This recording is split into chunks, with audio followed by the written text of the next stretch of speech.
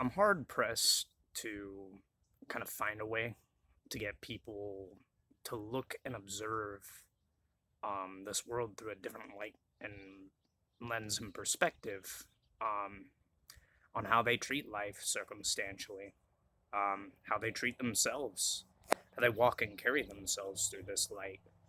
I think there's a lot more um, kind of this compounding influence that I think we all kind of really admire and feel deep down. It's called hope core, but oftentimes it's drowned out and kind of confounded by our modern day like algorithmic doom scrolling makeup of just negative nihilistic, you know, echo chambers of people shitting on everything. And I talked about this yesterday, you know, why our our world kind of in a lot of sense in a lot of aspect is this rigged game that keeps you perpetually stuck, and why not to really despair about that situation. I want to kind of like add to that and at the same time give people a little bit of a wake up call to that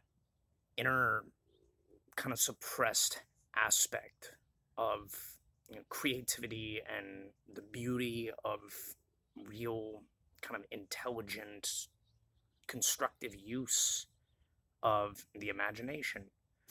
Some people, I went through a little bit of, you know, therapeutic work and got into doing shadow work alongside meditation and studied a little bit of Jungian psychology. And while I'm at a point in time where, I have a lot to say and question and scrutinize about everything, that's just who I am. That's a part and component of who I am. You know, I do question a lot of modern day psychology, because at the end of the day I think we could all readily admit not only is it another structure that's kind of been monetized and incentivized as a business, but in a lot of ways psychology in the modern day and aspect has become another victimized in itself, the construct of psychology, a victim of the human Promethean nature to just turn everything into a weapon. And in a lot of ways, psychology is becoming much like politics, another formality of organized religion. That being said, psychology is about introspection and learning, your behaviors and kind of self-analyzing and self-reflection. It's inner work.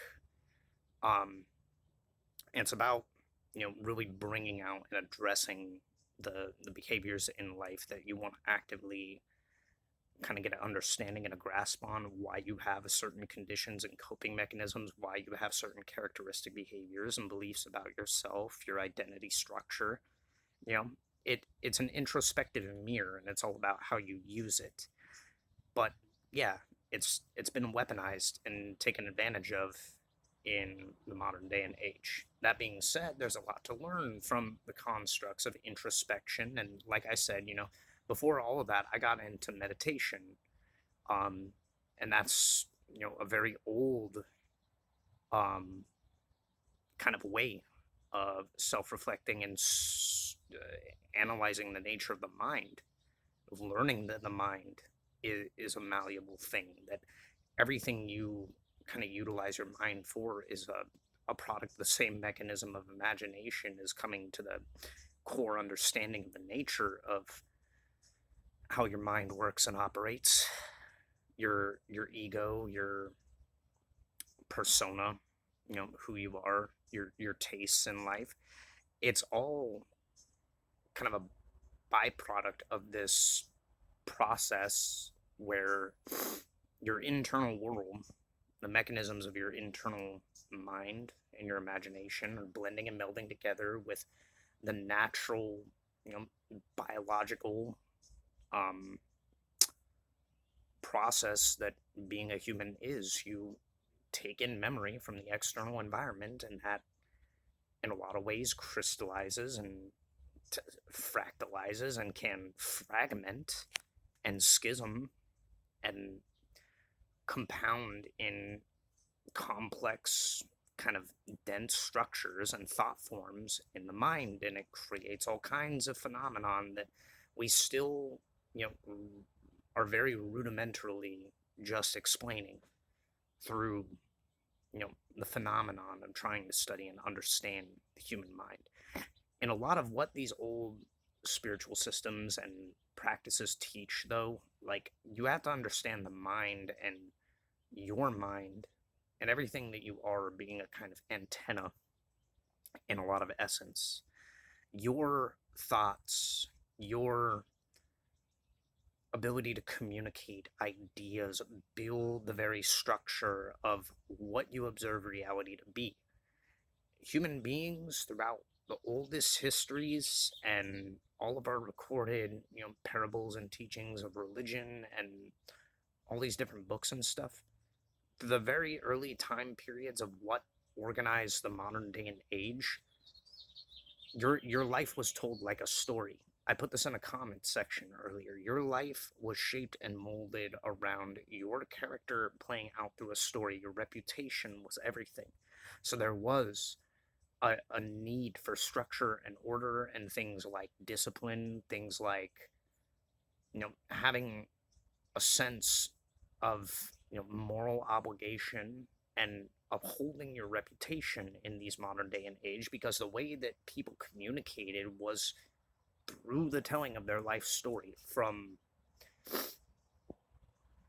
you know, uh, what's the word, not a first person perspective, a lived experience.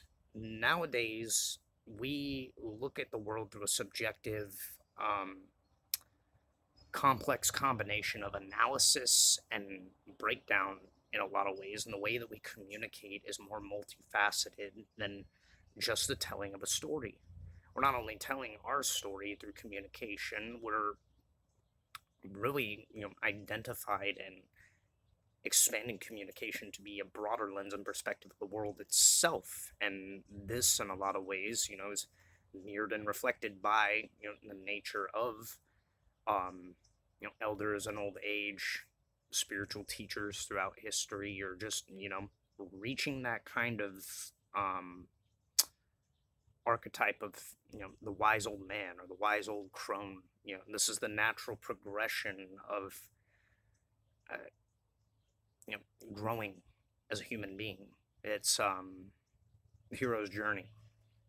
You know, that entire parable is less a story of, you know, some miraculous, you know, figure fighting and taking on odds and obstacles and going through conflicts and battling monsters or, you know, demigods and rescuing damsels. That's all kind of symbolic parable.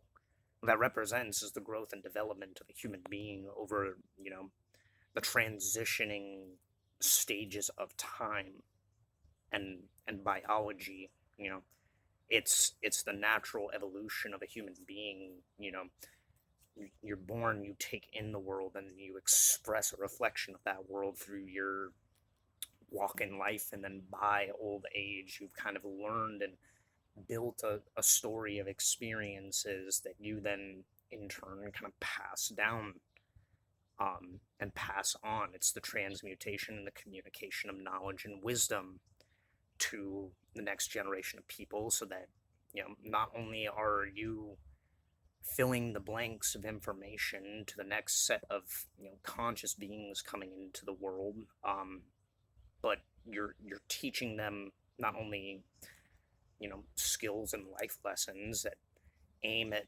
directing them away from follies. um, you're you're broadening the horizons of their understanding of their own human nature and the nature of the world. We are a species that is always the way I look at human beings, the way I look at our species, we are a species of asleep dreamers in a lot of ways, or kind of half stupid, lucid dreaming, you know, avatars. I use that word, no different than what you would use to quantify a character in a game or something like that. The human body, the human vehicle, the human persona, and the human character is like a living, waking, persona. You're you're a species that dynamically like borderlines the existence of a cosmic clown with both angelic and arguably demonic influences, which I think, taking the religious aspect out of that, I would say you embody ethereal, kind of eternal, vast, compassionate and passionate qualities. And you also have the capacity to be an absolute, Promethean monster, and understanding, the dichotomy of these two things and not separating and segmenting them makes a whole and total human being. You know, if you want to understand your lighter aspects and the good nature, you have to be accepting of the fact that you also have a raw, untapped, animalistic, and sometimes even bestial nature. And it's not about acting upon those forces or giving in to those forces, but it's about understanding and learning you have the capacity for these forces so that you can navigate and not be attached to the constructs and structures that the mind produces. 90% of the suffering and the woes that we receive in life are from attachment and a kind of misidentifying with the constructs of thought and emotion. This is a quality of the illusory nature of being human that people like the Buddha talked about. That's the entire teaching of Zen, is that your mind produces the entire phenomenal experience of being human, and that it is like living and existing in a tangible waking dream. It's kind of the core of what they were teaching about, Maya and the nature of the illusion, or samsara. It's not that life was inherently suffering. Life is not inherently a hell.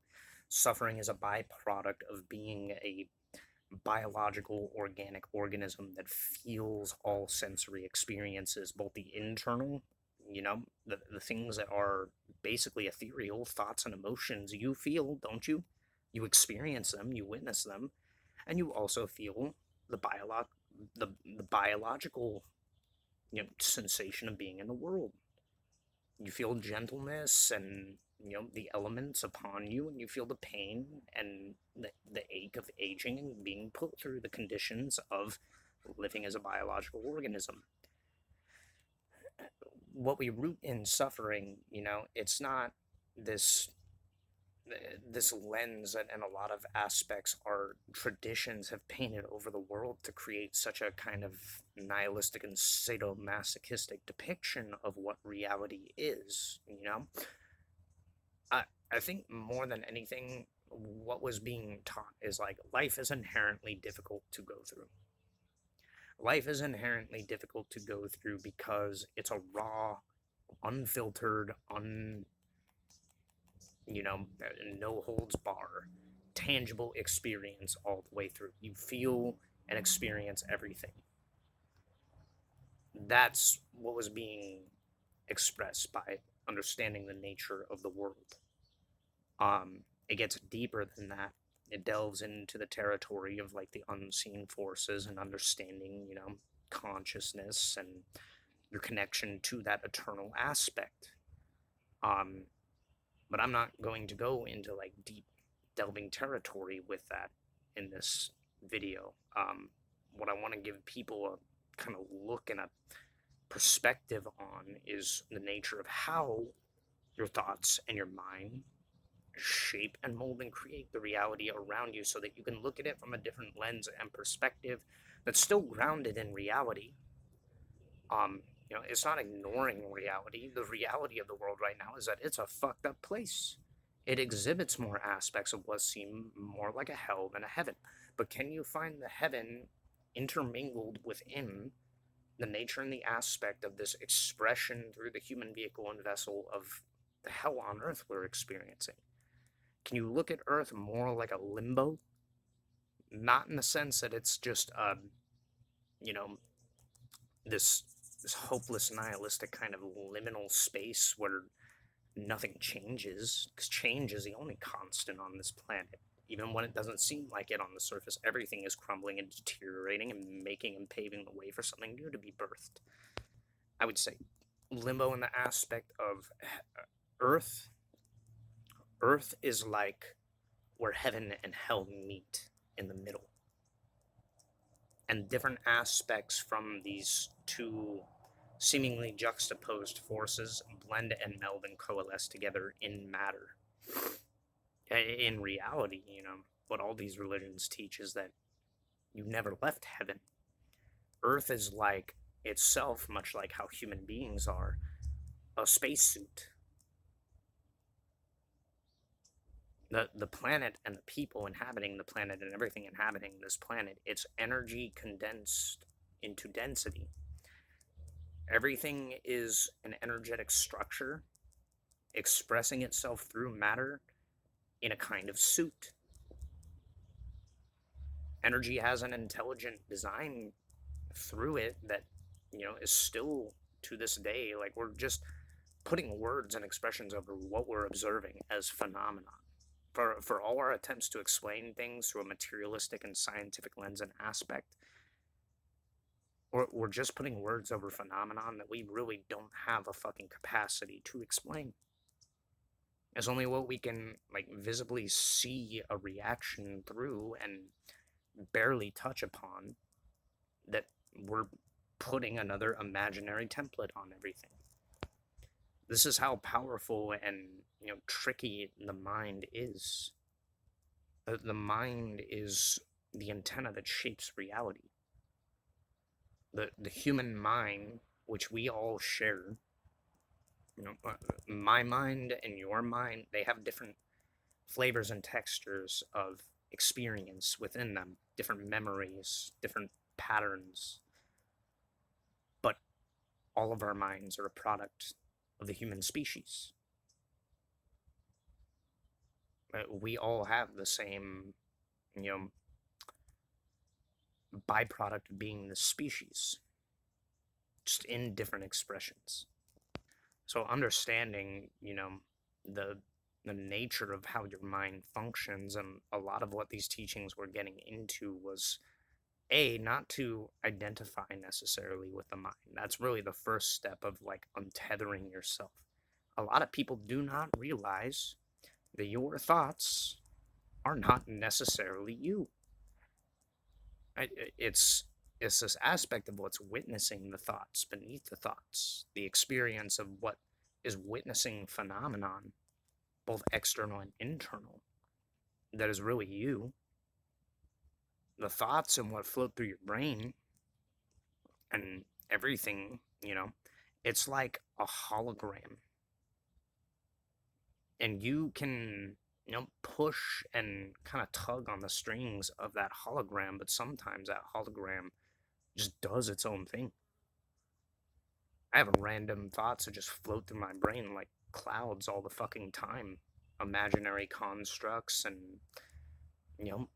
ideas that just kind of flash into, you know, concepts, beautiful fucking things. And what I've come to realize about the imagination and the human imagination is it's entirely fucking untethered from reality, but it can be pinpointed into reality and made to just basically continuously exist in such a, like, barricaded, you know,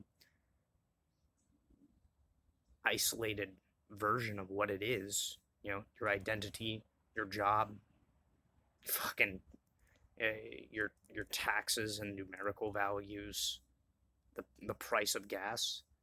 All of these are a construct in the theater of the mind. It's still your imagination. Your imagination is so powerful, it has the capacity to literally condense itself into the most mundane things, and you become identified with that. You take that to be you. In reality, it's this It's this holographic projection that the mind produces that shapes reality and textures reality. So knowing and understanding that, you can see this kind of illusory world that we live in, it's all a creation of the mind. And now you know why some people are so fucking weird and bizarre. Too. You understand and grasp why some people go through this world as just a mundane kind of experience and live very simplistically. And you also understand why there are people who are totally fucking weird and out there, and some people that become psychologically deranged and lost, like sucked into their brain to a degree where they cannot fucking control the capacity of their thinking. Because their mind is like an antenna.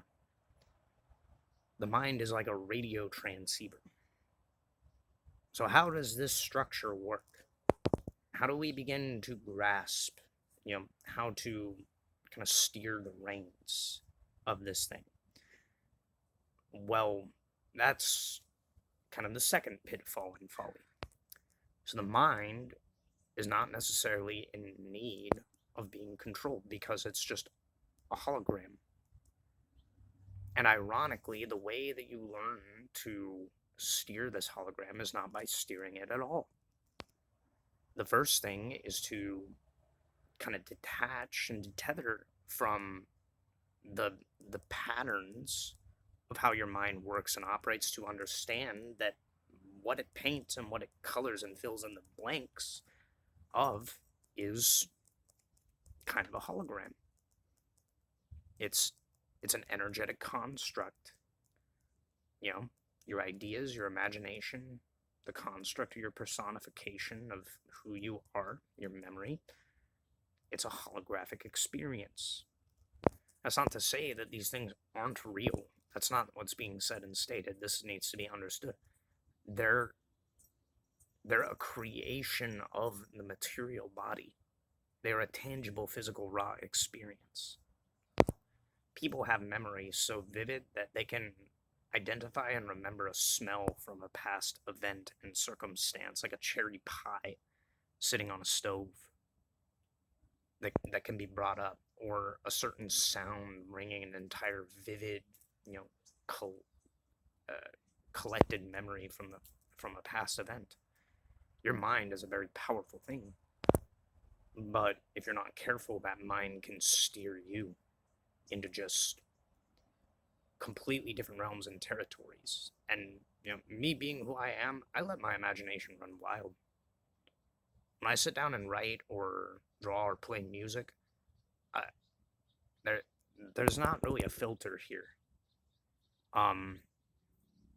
My imagination goes to all kinds of different fucking realms and territories of things that like do not exist whatsoever in any kind of reflective structure on the planet. It's very fucking bewildering.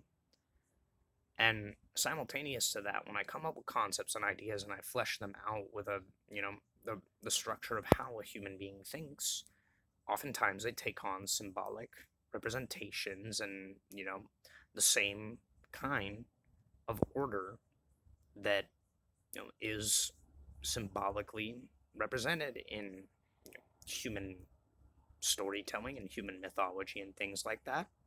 Things do take on appearances and aspects of, religious ideals or physical ideas or media, you know, and they're reflections of the experience of being human.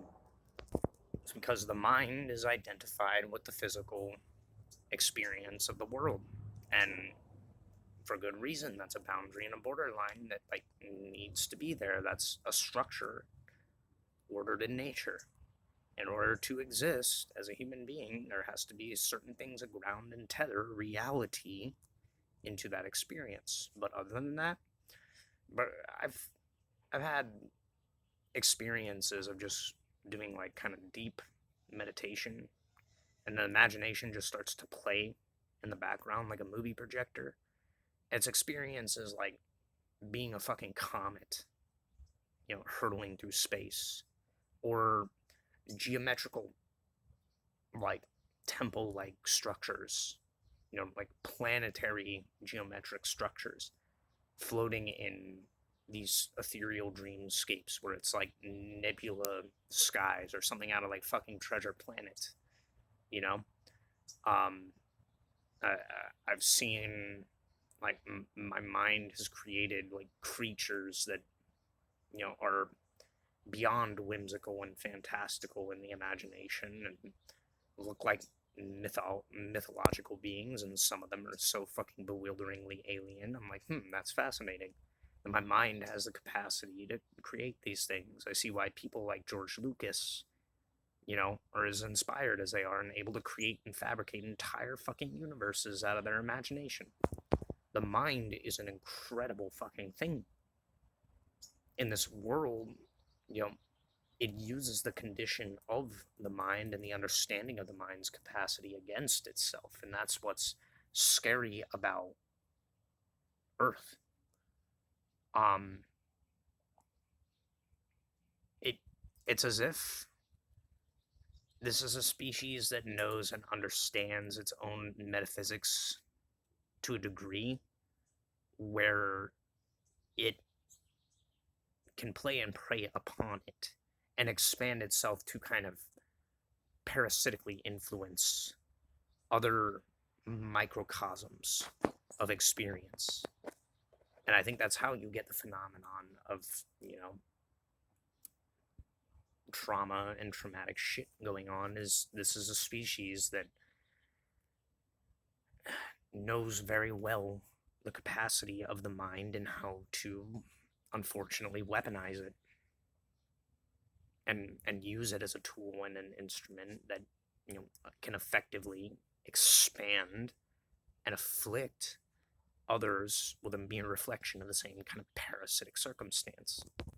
Understanding that is what allows you to kind of untether from these influences and realize that you always have the capacity to just blank canvas things in your mind, not suppress them necessarily, but effectively you can take any image that appears in your mind phenomenally and change it. You can morph it. You can do all kinds of different things. There was a quote by Osho, who I know has a fucking kind of influence that's not necessarily the best.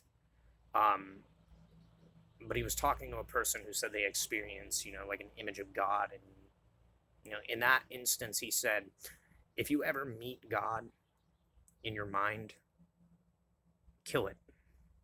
Now, I don't want to scare anybody with that fucking quote. There's a deeper reason that he explained as to why he said that. What he was explaining is your mind is creating a depiction of God, and it's still the mind. You've fallen for the same kind of like trick and illusory trap that many people fall into in this world. You have a depiction of an influence of something in your mind that is being personified, but it's still an aspect of your mind.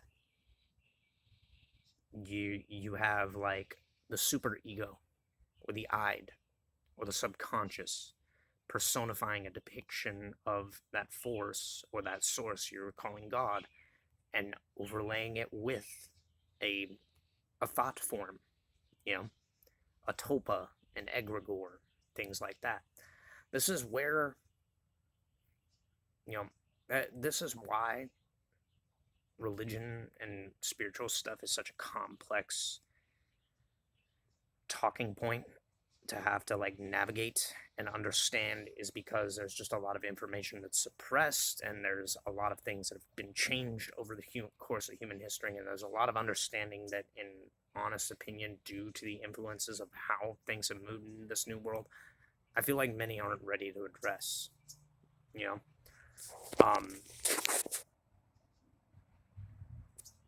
That it's a complex talking point, far too complex to get into in a single video.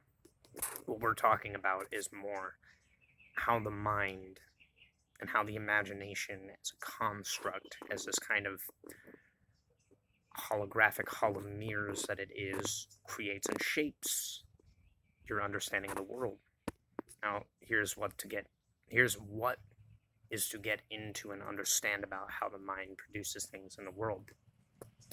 So if the mind is capable of melding together memory and imagination and constructs to create an image and an understanding of the world, and that is how we move and operate through the world, is through that understanding that our thoughts shape and mold and create our interpretation of the world. It is not going into the psychopathic realm of just projecting your fucking imagination willy-nilly on the world and claiming everything is just subjective. No. Reality has tangible physical boundaries that nature has set that obviously, have laws and degrees of limitation to it that you cannot fucking overcome.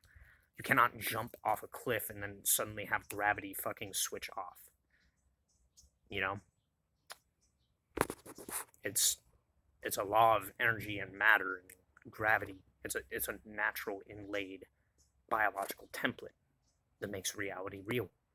It has energetic principles that are essentially locked in place. You are subjected to those. This body is a body of limitations. The mind, however, remains mirrored and reflected in a lot of aspects as a thing of limitless potential, even though it is under limitation. Your mind and your imagination and the capacity for these things basically continuously project and create an experience of different imagery and sensory perceptions and phenomenon throughout your lifetime until the body begins to deteriorate. And what underlies that is just the phenomenon of consciousness itself at all given times. And consciousness is like a placid lake or the experience of space. It just is this openness.